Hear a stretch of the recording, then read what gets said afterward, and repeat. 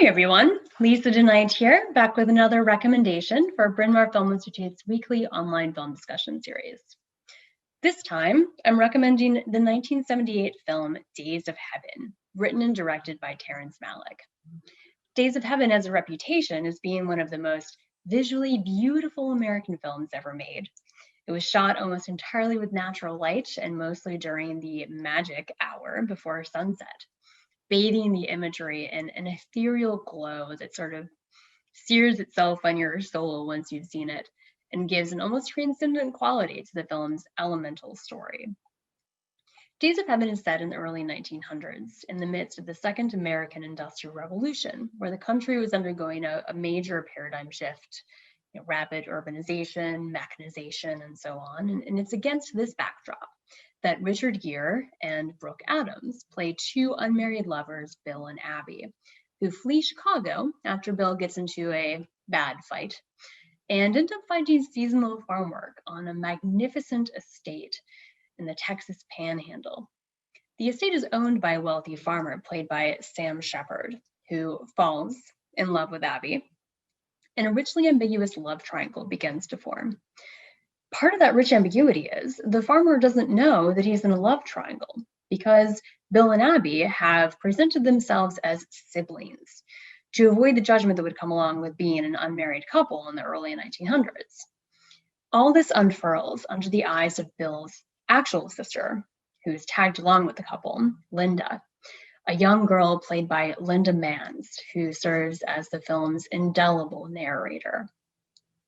Days of Heaven came out in the midst of a sort of paradigm shift in Hollywood, too, in the waning days of the new Hollywood era, during which many young directors like Terrence Malick were given free artistic rein and sometimes blank checks to pursue their distinctive cinematic worldview.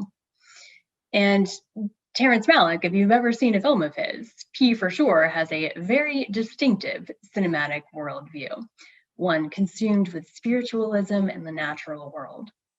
This was his second film after his excellent debut, Badlands, and marked a major artistic step forward from even that very high bar set. Days of Heaven garnered Malick Best Director at the Cannes Film Festival, and the film received 4 Academy Award nominations, winning a richly deserved Oscar for Best Cinematography. Shooting it also cemented Malick's main approach to filmmaking, which is essentially improvisation. Days of Heaven evolved and changed during every phase of the filmmaking process as Malick experimented with new approaches and ideas along the way. As you can imagine, a director embracing spontaneity and improvisation may not have been everyone's cup of tea on set. And indeed, the production was plagued by tensions between Malick and his crew and actors. The famous lighting of the film was a particular bone of contention.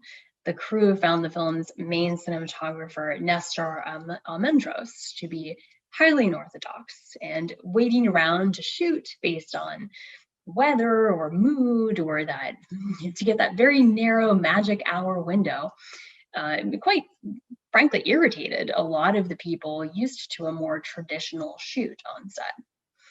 Malick and Almendros became great collaborators on set, though, and indulged their experimental techniques and found similar inspiration for the film's cinematography in silent films and in American painters, such as Edward Hopper and Andrew Wyeth. I'm sure everyone will see some of Wyeth's famous painting, Christina's World, in Days of Heaven, for example. The shooting went so long over schedule, though, that Almendros eventually had to leave to fulfill another commitment, and the equally renowned cinematographer Haskell Wexler came on board to finish the shoot. The real film, however, only emerged in the 2-year post-production process, as Malick continued to shape it well after filming ended. What was initially devised as a dialogue-heavy melodrama finally emerged as something quite unlike what anyone involved was expecting. And the film's voiceover narration was probably one of the biggest surprises of all. Now today, Malick is intrinsically associated with the poetic voiceover. It's probably the single most defining trait of his filmography. Days of Heaven, though, was not initially intended to have a voiceover, but Malick became fixated on the need for one and ended up recording over 60 hours of improvised dialogue from Linda Manns.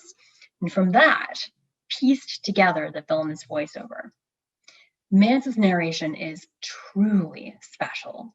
It's direct yet abstract and alternately a complement or contrast to the action on screen. Its enigmatic construction couldn't be any different from the traditional literal uses for the device. And it's one of the most memorable voiceovers in film history because of that.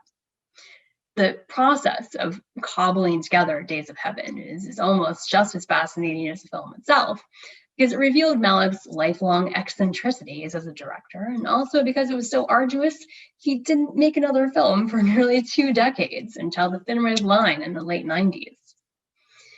The other main signpost of Malick's approach to cinematic storytelling in Days of Heaven, but also in his entire body of work, is his distinctive way of editing by montage rather than traditional continuity editing, preferring to present a collection of images which are more tied together thematically and symbolically than to seamlessly portray events unfolding. This style of editing imparts a rich feeling of restlessness and yearning, and an expansively American sense of adventure and discovery for the viewer, all driving forces for the people inhabiting the film too. It also imparts a sort of pantheistic spirituality to the film, where the human characters share the same level cinematic playing field as animals, plants, the very upright house on the estate, farm equipment, other objects, all fully and equally worthy of the camera's attention. Well, I see this beautiful pantheistic quality to the film. It's also clearly drawing on Judeo-Christian iconography as well. Even the title, Days of Heaven, is taken from a Bible verse. So I'll be very curious to hear your thoughts on the film's spiritual and religious elements. So please join me and Bryn Mawr Film Institute's Senior Director of Education, Andrew Douglas, to discuss next week on Monday, October 26th at 6:30 p.m. I hope very much that you enjoy watching Days of Heaven.